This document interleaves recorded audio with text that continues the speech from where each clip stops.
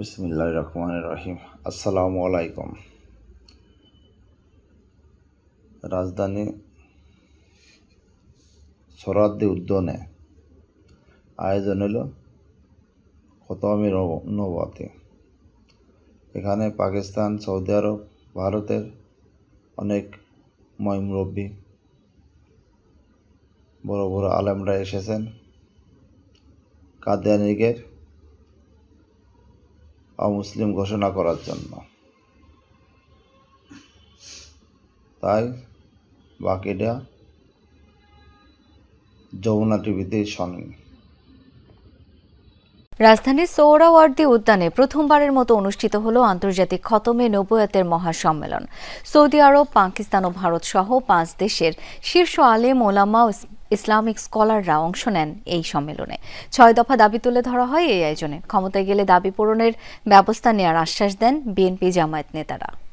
নতুন ব্লেন্ডে আরো rich অ্যারোমায় salon family blend টে।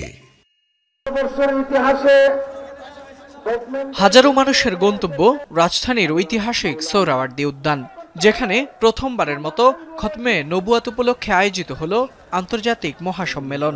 শনিবার সকাল 9টায় শুরুর আগেই উদ্যানে রাজধানীর বিভিন্ন এলাকা থেকে মিছিল নিয়ে সম্মেলনে অংশ নেন লাখো মুসল্লি।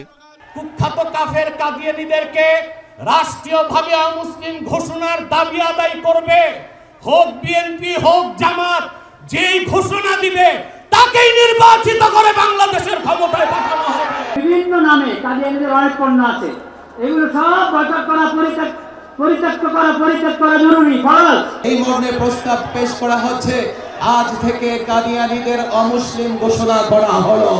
সম্মিলিত খতমে নবুয়াত পরিষদের উদ্যোগে আয়োজিত এই সম্মেলনে প্রথমবারের মতো যোগ দেন ভারত, পাকিস্তান সহ বিশ্বের 5টি দেশের 1.5 শতাধিক শীর্ষ আলেমগণ। অংশ নেন বাংলাদেশের শীর্ষ আলেম ওলামারাও।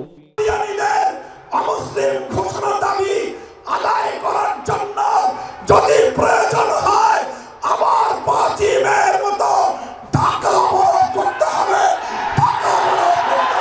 আমাদের নিজেদের পর্দার হয়ে কাদিয়ানীকে অমুসলিম ঘোষণা করব, সংসদের ভিতরে আইন পাস করব, কাদিয়ানী কাফের।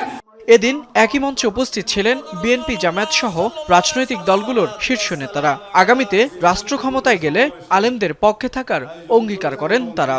মুহাম্মদুর রাসূলুল্লাহ সাল্লাল্লাহু আলাইহি সাল্লাম নিজে বহু হাদিসে বলেছেন তিনি সর্বশেষ নবী, এর পরে আর কোন নবী আসবে না। সুতরাং এর বাইরে যারা চিন্তা করে তারা কেউই মুসলমান হতে পারে না। রাসূলুল্লাহ সাল্লাল্লাহু আলাইহি সাল্লাম বলে গিয়েছেন, আমি আখেরি নবী, আমার পরে কোনো রাসূল আসবে না, কোনো নবী আসবে না।